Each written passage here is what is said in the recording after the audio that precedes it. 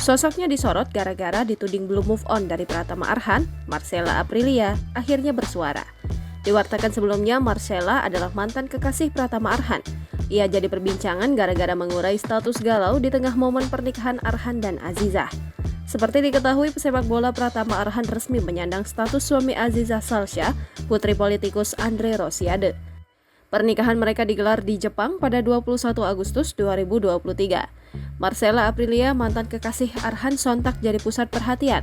Sebab kabarnya Marcella 3 tahun menjalin asmara dengan Arhan.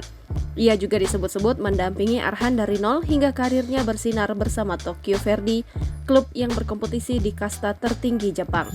Sayangnya, hubungan mereka tak berhasil. Pernikahan Pratama Arhan dan Azizah membuat netizen pun bersimpati terhadap Marcella Aprilia. Hal itu rupanya tak lepas dari postingan Marcella di Instagramnya.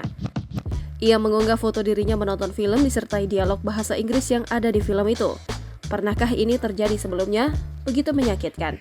Demikian dialognya jika diterjemahkan dalam bahasa Indonesia.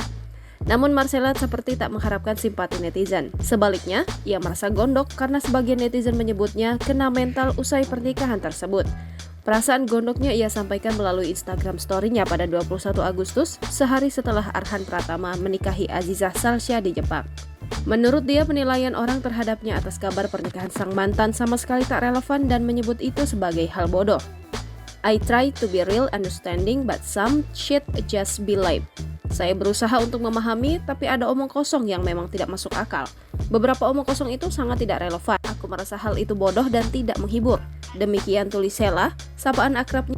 Ia bahkan mengisyaratkan sudah lama move on dan fokus pada kehidupannya saat ini. All I do is hustle, show love and mind my business. If you don't like me, you hate it. Aku hanya berusaha sekuat tenaga, mengasihi dan memikirkan masalahku sendiri. Jika kalian tidak menyukaiku, kalian membenciku, tegasnya. Unggahan tersebut menuai komentar netizen.